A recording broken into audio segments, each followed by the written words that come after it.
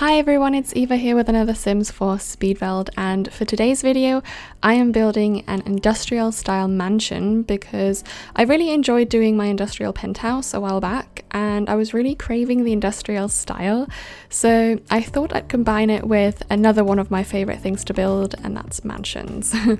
Turned out to be a very big warehouse style mansion with lots of modern touches, so it's not like a classic box shape of a warehouse, but it has still got the typical like high ceilings, and of course I integrated the loft aspect that is very often seen in industrial builds, where basically the top floor is like an indoor balcony with a lot of like open plan.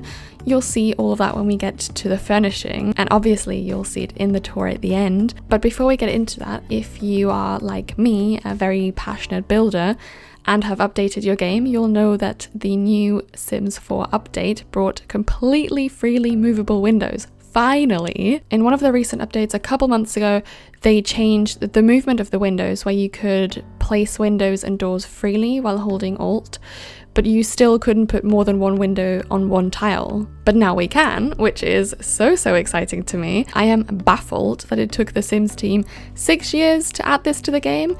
It's such a necessary part of the game, and it has bugged me a lot in the past.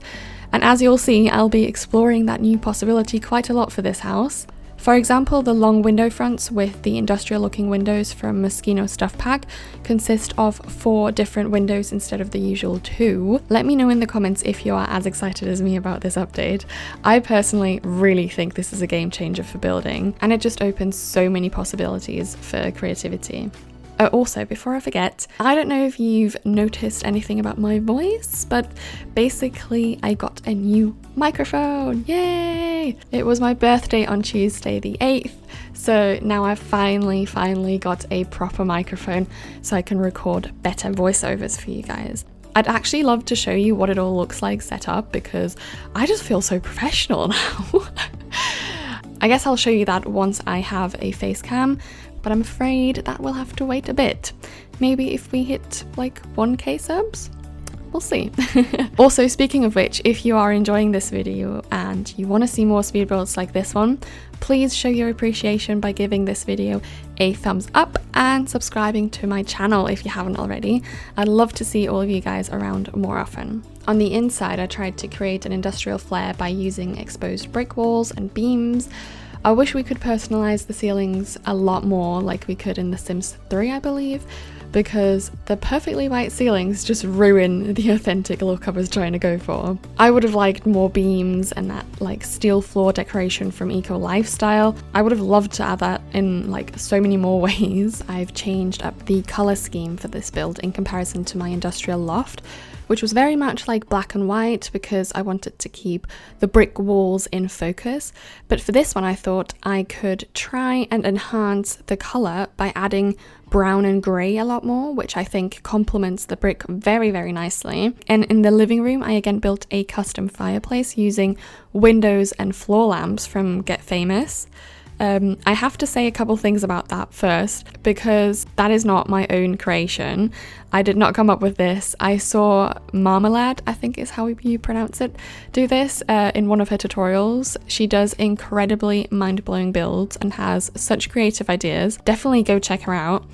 And in this video, I'm only putting down like the floor lamps underneath the slabs, but they don't show the flame in the build mode unless you are in live mode with a sim. And I don't usually do that while building. I build using Manage Worlds, but that meant I had to wait till the end, till I finished everything and moved a sim in to see how the fireplace would look.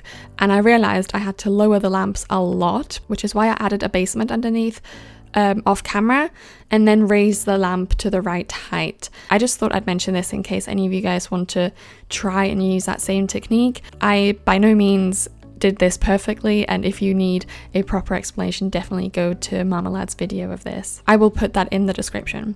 The mansion itself is quite big and has a huge living room and kitchen area. There's also an office, a garage, a laundry room, a reading room, and then we have 3 bedrooms with a bathroom each, so 3 bathrooms. I designed the rooms for like a family of 4. So for the parents, I thought they'd live in the loft-like bedroom with the master bathroom, which is mega open plan. It's literally not even its own room. It's like behind the wall where the bed is. But I love the idea of that. It's very, very modern, I think. And then we have a bedroom for a teen girl on the lower ground floor and a bedroom for a boy school kid on the upper floor. I very rarely do kids' rooms or even like teen rooms. Mostly toddler rooms, so it was really, really fun and refreshing to create these rooms. They have a lot more character when you have an idea of what type of sim is going to move into this, which is why I always have I try to have like an idea of who is going to live there and so on. I'm fully aware that you probably move in completely different sims with different stories and different characteristics if you are downloading this build, and that's okay. That's fully okay. I just need it to like spark my creativity a bit. It just helps with ideas. For the outside, I cut out quite a bit because it was very, very repetitive, and this mansion already took quite a long time to build, so I didn't want to bore you to death. But I basically created a room with like plants and rocks, saved that to my gallery, and then placed it multiple times around the lot, which is a huge time saver. I already did this, I think, a couple times in my other builds.